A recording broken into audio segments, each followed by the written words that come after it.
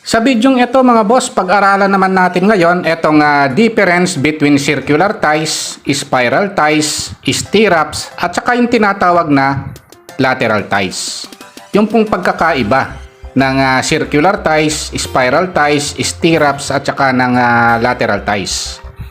Napaka-importante po ng topic na ito sa mga nagtatrabaho sa construction, sa mga engineering student, at saka sa mga mahihilig sa construction topic.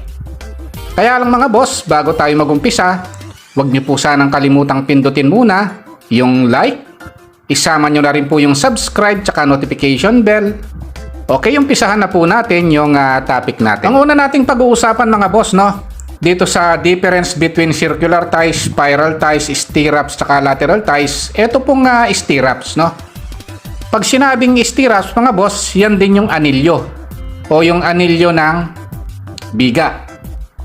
Dito po sa anilyo ng biga mga boss, ilan po sa mga anilyo ng biga, ito po yung tinatawag na open loop stirrups at saka yung closed loop stirrups, dito sa closed loop stirrups mga boss, merong dalawang klase.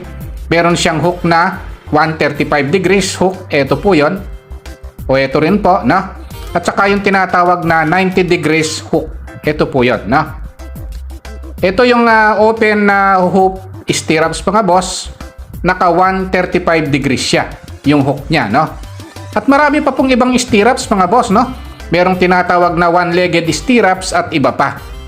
Ang susunod naman mga boss, itong tinatawag na lateral ties, Pag sinabing lateral ties mga boss, ito rin yung anilyo naman ng poste. Ayan, para sa poste po, yung lateral ties o yung tinatawag na ties minsan, Dito sa lateral ties, ilan sa mga uri ng lateral ties mga boss, Itong tinatawag na cross ties, merong rectangular ties, merong square ties, meron ding triangular ties, diamond ties, at marami pang iba, Sana panoorin nyo yung isang video ko mga boss tungkol sa ties, Ayan po yung tinatawag na stirrups at saka ng lateral ties. Yung stirrups para sa biga, yun namang lateral ties para sa poste. Okay, punta po tayo sa susunod na topic. Susunod na tatalakayin natin mga boss, ito namang spiral ties. Pag sinabing spiral ties mga boss, ito yung sa bilog na poste pero nakapulupot. Ayan po, yung anilyo ng poste na nakapulupot. Ayan. Para sa spiral column yan mga boss, o spiral na poste. Pag sinabi namang circular ties mga boss, nakatali lang. Ayun, hindi po siya nakapulupot pero nakatali lang siya. Ayun, para po ito sa circular column naman.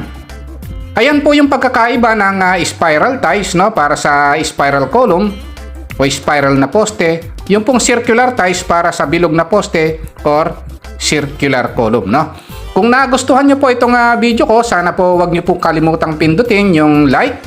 Isama nyo na rin po yung subscribe tsaka notification bell. Thank you very much and God bless po sa inyong lahat.